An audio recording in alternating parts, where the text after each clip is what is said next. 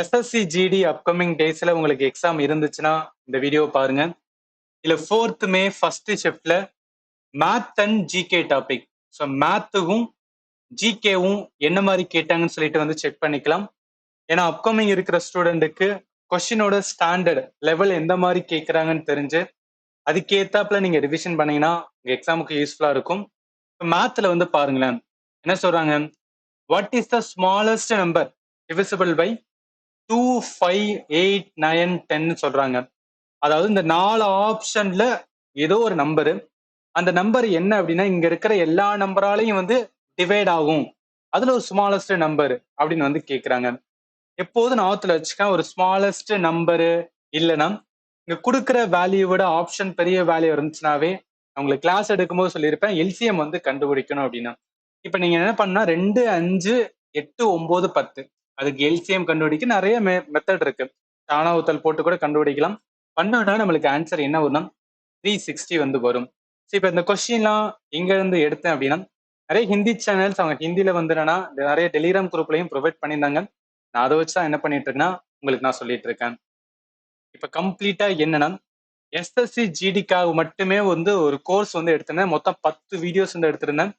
அதுல 2வது வீடியோ கம்ப்ளீட்டா எல்சிஎம் ஹெச்சிஎஃப் பத்தி வந்து எடுத்திருந்தேன். இதுல எல்சிஎம் கண்டுபிடிக்க, ஹெச்சிஎஃப் கண்டுபிடிக்க எல்லாமே வந்து ஜிடில கேட்ட கொஸ்டின் வச்சு வந்து கொடுத்திருந்தேன். இது எதுக்காக சொல்றேன்னா சேம் பேட்டர்ன் தான். ப்ரீவியஸ் இயர்ல என்ன பேட்டர்ன்ல கொஸ்டின் கேட்டாங்களோ அதே பேட்டர்ன் தான் கொஸ்டின் வருது. ஸோ அதனால என்ன பண்ணுங்கன்னா, உங்களுக்கு டைம் இருந்துச்சுன்னா இந்த சீரீஸ் என்ன பண்ணுங்கன்னா ரிவிஷன் பண்ணுங்க. அடுத்த கேள்வி, ஸ்பீட் ஆஃப் ஸ்ட்ரீம் வந்து கொடுத்துட்டாங்க. Speed of boat in still water வந்து கொடுத்துட்டு டவுன் ஸ்ட்ரீமுக்கான ஸ்பீடை வந்து கேட்டிருக்காங்க. இது என்ன டாபிக்னா போட் அண்ட் ஸ்ட்ரீம், ரைட்டா? போட் அண்ட் ஸ்ட்ரீம்ல நம்ம ப்ராப்பரா லேர்ன் பண்ணியிருப்போம். ஸோ எல்லாமே வந்து என்னன்னா இது எல்லாமே ஃபார்முலா தான். எக்ஸாம்ல உட்காரும் போது இந்த ஃபார்முலா எல்லாம் ஸ்ட்ரைக் ஆனா மட்டும்தான் நம்மளால என்ன பண்ண முடியும்னா ஆன்சர் பண்ண முடியும். ஸோ அதனால வந்து ரிவிஷன்ஸ் வந்து ரொம்ப ரொம்ப இம்பார்ட்டன்ட். மேத்து தானே, நான் ஒரு வாட்டி வந்துன்னா ஒரு 10 நாளைக்கு முன்னாடி 20 நாளைக்கு முன்னாடி படிச்சாலே மைண்ட்ல நிக்க நினைச்சேன், அப்படி கிடையாது. மேத்துக்கும் என்ன பண்ணி ஆகணும்னா ப்ராப்பரா நீங்க ரிவிஷன் பண்ணி தான் ஆகணும். ஸோ இதுல என்னன்னா கம்ப்ளீட்டா ஃபார்முலாவை வந்து நம்ம வந்து போட் அண்ட் ஸ்ட்ரீமோட டாபிக் லேர்ன் பண்ணும்போது கம்ப்ளீட் பண்ணியிருப்போம். அதுல இட்டா கேட்டிருக்கான், அவன் கேட்ட கேள்வி டவுன் ஸ்ட்ரீம் ஸ்பீட் தான் கேட்டிருக்கான். டவுன் ஸ்ட்ரீம் ஸ்பீட் கண்டுபிடிக்கிறதுக்கான ஃபார்முலா இருக்கு. டைரக்டா ஃபார்முலா அப்ளை பண்ணும்போது ஆன்சர் வந்துடும்.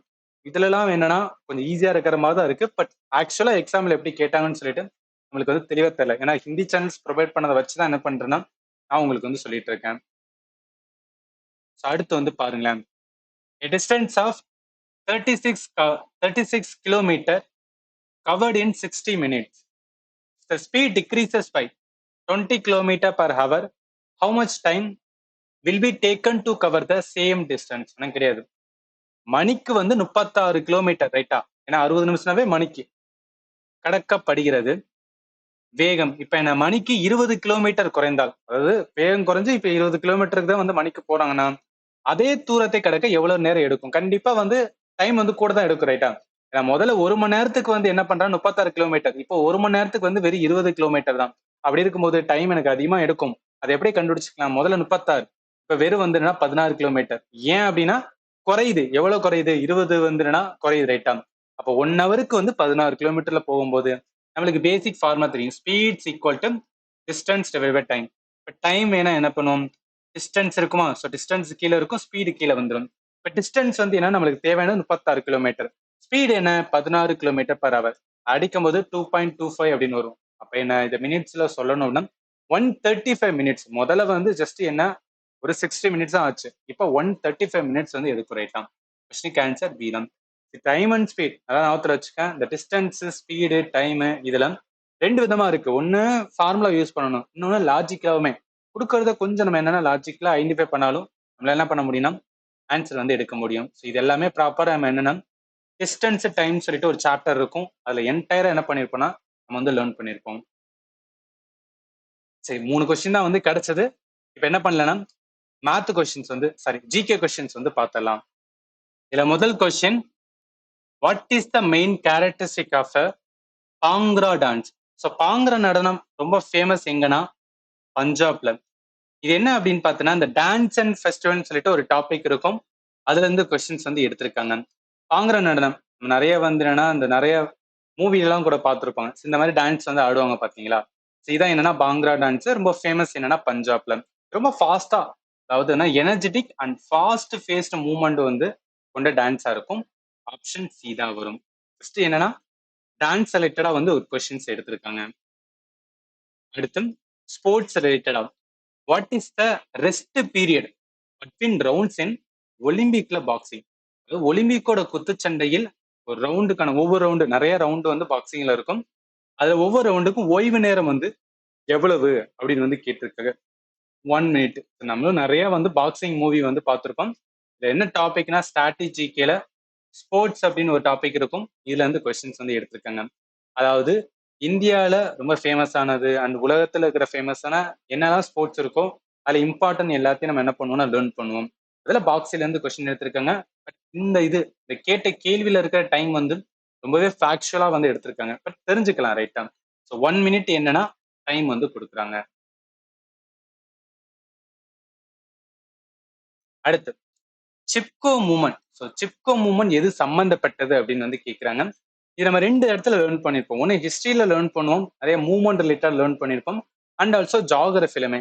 ஏன்னா இந்த மூவ்மெண்ட் எது சம்பந்தப்பட்டது அப்படின்னு பார்த்தீங்கன்னா forest conservation and tree production.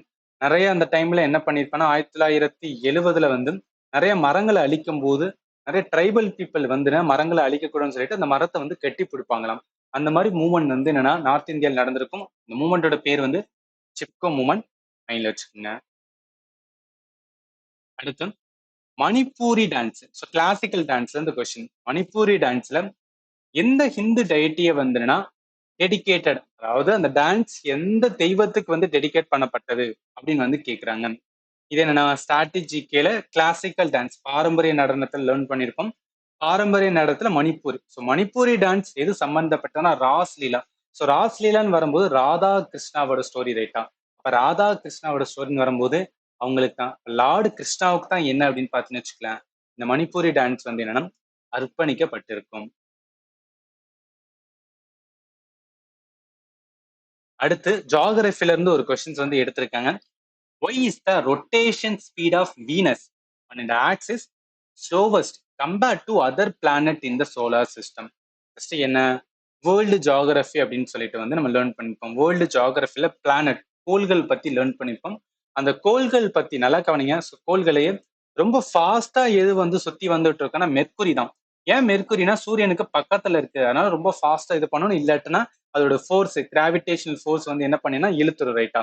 ஆனா வீனஸ் என்பது என்ன இருக்கிறதுலே ஸ்லோவஸ்ட். அதுக்கான ரீசன் என்ன, சன்னு பக்கத்துல தான் இருக்கு. பட் இருந்தாலும் ஏன் வீனஸ் வந்து ஸ்லோவஸ்டா சுத்துதுன்னா அதோட வந்துன்னா நிறைகள் வந்து சொல்லுவாங்க. ஸோ மெர்க்குரி தான் இருக்குல்ல என்னன்னா ஸ்மாலஸ்ட் பிளானட், அதே மாதிரி ஃபாஸ்டஸ்ட் பிளானட் அப்படின்னு சொல்லுது. வீனஸ் வந்து ஹார்டஸ்ட் பிளானட், ஏன்னா ஸ்லோவா சுத்தும். ஸ்லோவா சுத்தினால அதிகமான என்ன அப்படின்னு பார்த்தீங்கன்னு வச்சுக்கலாம் சூரிய ஒளி வந்து படுறதுனால நீங்க வந்து ஞாபகத்துல வச்சுக்கணும். ஏன் ஸ்லோவா சுத்துதுன்னா அதுக்கான ரீசன் வந்து அதோட வந்து நிறைதான். டியூ டு திக்கான அட்மாஸ்பியர் அண்ட் சோலாரானவர ஐடல் ஃபோர்ஸ். அதன் அடர்த்தி, வாயுமண்டலம் மற்றும் சூரிய அளவியல். அதாவது டைடல் ஃபோர்ஸ் என்பது என்னன்னா அந்த ஈர்ப்பு விசை மாதிரி இருக்கிறது தான். அளவியல் விசையால தான் என்ன அப்படின்னு பார்த்தீங்கன்னா அது ஸ்லோவா வந்து சுத்துறது. பேசிக் அந்த ஃபண்டமெண்டல் வந்து கொஞ்சம் ஸ்ட்ராங்கா இருந்தா கூட என்ன பண்ணலாம்னா நம்ம லாஜிக்கலா வந்து எடுக்க முடியும். ஏன்னா நான் ஆல்ரெடி சொல்லியிருக்கேன் வீனஸ் வந்து ஹார்டஸ்ட் பிளானட். ஏன் ஹார்ட்டா இருக்க போகுது, ரொம்ப ஸ்லோவா சுத்தினால. அப்ப அதிகமான வந்து சூரிய ஒளிப்படும். அதனால என்ன அப்படின்னு பார்த்தீங்கன்னு வச்சுக்கேன் ஹார்டஸ்ட் பிளானட். அடுத்து இது வந்து என்ன ஒரு கரண்ட் அஃபேர். ஆனா கரண்ட் அஃபேர்ல பாருங்களேன் 2023 கரண்ட் அஃபேர் எடுத்து வச்சிருக்காங்க. ஸ்போர்ட்ஸ் சம்பந்தப்பட்டதான்.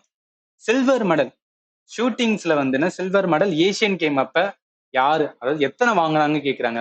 இப்ப 2026 2025 கரண்ட் அஃபேர் கேட்டாவே நம்மளுக்கு வந்து என்னன்னா டவுட்ஃபுல்லா இருக்கும். 2023 கேட்டிருக்கான். சரி, இந்த மாதிரி கொஸ்டின்லாம் உங்களுக்கு தெரியலாம் தாராளமா ஸ்கிப் பண்ணுங்க. எனக்கு தெரிஞ்சே ஆகணும், நான் கரண்ட் அஃபேர் உட்காந்து படிக்க போறேன், எனக்கு இன்னும் வந்து எக்ஸாமுக்கு வந்து ஒரு மாசம் இருக்கு, இப்படிலாம் கேட்கிறேன், நான் 2023 எல்லா மாசம் கரண்ட் அஃபேர் உட்காந்து படிக்க போறேன்னா இது வந்து என்ன புத்திசாலித்தனம் கிடையாது. இந்த மாதிரி நீங்க படிச்சுன்னு வச்சுக்கலாம், உங்களால ஒண்ணு கூட ஸ்கோர் பண்ண முடியாது. இந்த மாதிரி கொஸ்டின் வந்தா வந்து ஆண்டவன் விட்டுருங்க. தெரிஞ்சா ஆன்சர் பண்ணுவோம், தெரியலையே ஸ்கிப் பண்ணிட்டு என்னால எதை வந்து நான் கரெக்டா ஆன்சர் பண்ண முடியுமோ அதை பண்ணணும். இப்ப இதுக்கு முன்னாடி பார்த்தோம் பாத்தீங்களா, அதாவது என்ன பிளானட் சம்பந்தப்பட்ட கோள்கள் சம்பந்தப்பட்ட இதெல்லாம் எல்லாருமே ஆன்சர் பண்ணுவாங்க. இந்த மாதிரி கொஸ்டின் நீங்க தப்பு பண்ணக்கூடாது. அதனால எது ஃபண்டமெண்டலா இருக்கோ அதை வந்து நீங்க நல்லா லேர்ன் பண்ணணும். கரண்ட் அஃபேர் தெரிஞ்சு ஆன்சர் பண்ணுங்க, தெரியலையா ஸ்கிப் பண்ணுங்க. ஸோ மொத்தம் எத்தனைன்னா 8 மெடல். அடுத்து, during the British rule which crop were the farmer of Maharashtra forced to cultivate? இது என்னன்னா மாடர்ன் ஹிஸ்டரியில் நம்ம லேர்ன் பண்ணியிருக்கோம். மாடர்ன் ஹிஸ்டரி என்னன்னா ப்ரீ 1857 ரிவல்ட் இருக்கு பாத்தீங்களா, இதுல வந்து லேர்ன் பண்ணியிருக்கோம்.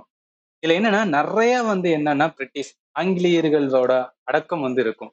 அது முக்கியமானது இந்த இண்டிகோ ரிவல்ட் அப்படின்னு சொல்லுவாங்க. இண்டிகோ என்பது என்னன்னா சாயம், ரைட்டா? துணிகளுக்கு சாயம் பூசுறதுக்காக வந்து கல்டிவேட் பண்ணுவாங்க. அந்த இண்டிகோவை நீங்க என்ன பண்ணி ஆகணும்னா விளைச்சல் பண்ணியே ஆகணும்னு சொல்லிட்டு மகாராஷ்டிரா இருக்கிற வந்து என்னன்னா விவசாயிகள்கிட்ட என்னன்னா ஃபோர்ஸ் பண்ணுவாங்க.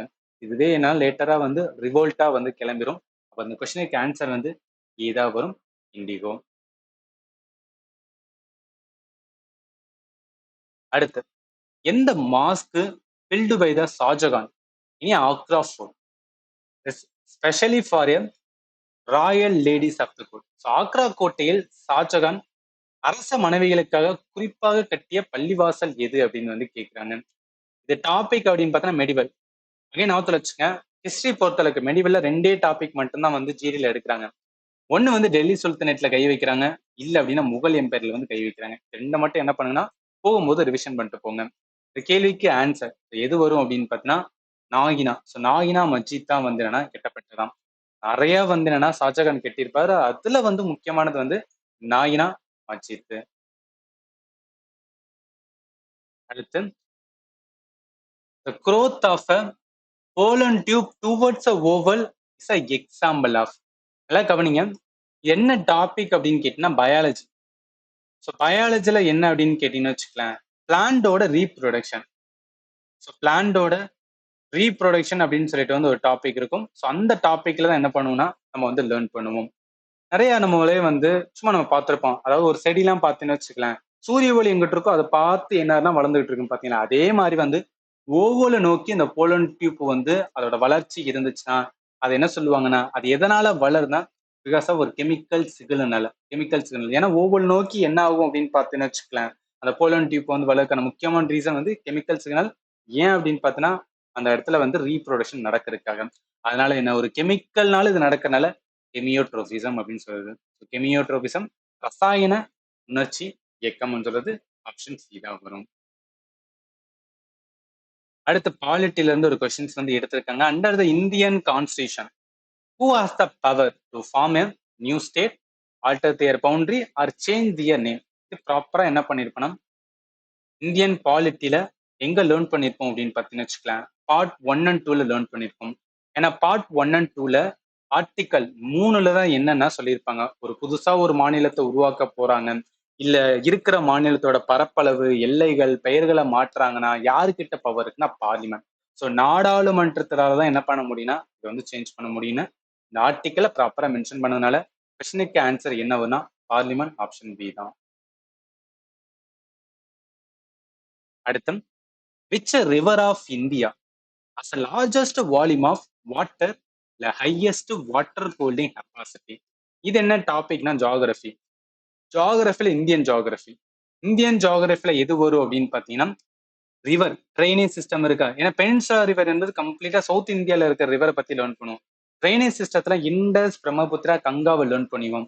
அதிகமான வாட்டர் ஹோல்டிங் கெப்பாசிட்டி எதுட்ட இருக்குன்னா கங்காட்ட இருக்காது, பிரம்மபுத்திரா இருக்கும். ஏன்னா பிரம்மபுத்திரா தான் வந்து லாங்கஸ்ட் வந்து, அதாவது ரொம்ப லென்த் வைஸ் பார்க்கும்போது கங்கா வரும். ஆனா அதிகமான வாட்டரை ஹோல்ட் பண்ற கெப்பாசிட்டி யார்கிட்ட இருக்கும்னா பிரம்மபுத்திரா இருக்கும். இது பிரம்மபுத்திரா நீங்க பாருங்க. ஸோ டோட்டல் லென்த் வந்து என்னன்னா 2900 கிலோமீட்டர். 916 கிலோமீட்டர் என்னன்னா இந்தியால இருக்கு. சில பகுதி என்னன்னா சைனால இருக்கும். கொஸ்டினுக்கு ஆன்சர் வந்து பிரம்மபுத்திரா மைண்ட்ல வச்சுக்கோங்க. அடுத்து, which category of animal tissue is blood classified? இது என்ன டாபிக்னா பயாலஜி தான்.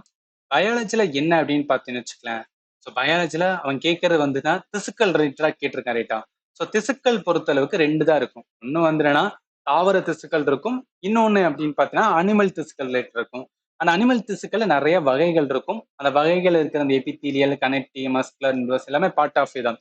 பிளட் எது சம்பந்தப்பட்டதுன்னா பிளட் வந்து எதை சொல்லுவேன்னா கனெக்டிவ், இணைப்பு திசு அப்படின்னு சொல்லுவாங்க. ஏன் இணைப்பு திசுனா இது என்ன பண்ணணும்னா கனெக்ட் பண்ணணும் நிறைய பார்ட்டோட. நம்மளோட மனிதனே எடுத்தாலும் நம்மளோட நிறைய பார்ட்ஸ் என்ன பண்ணுது, ஆக்சிஜனை, நியூட்ரியண்ட, வேஸ்ட்டை எல்லாத்தையும் என்ன பண்ணுதுன்னா கனெக்ட் பண்ணுது. இதுதானே போய் சேர்க்குது.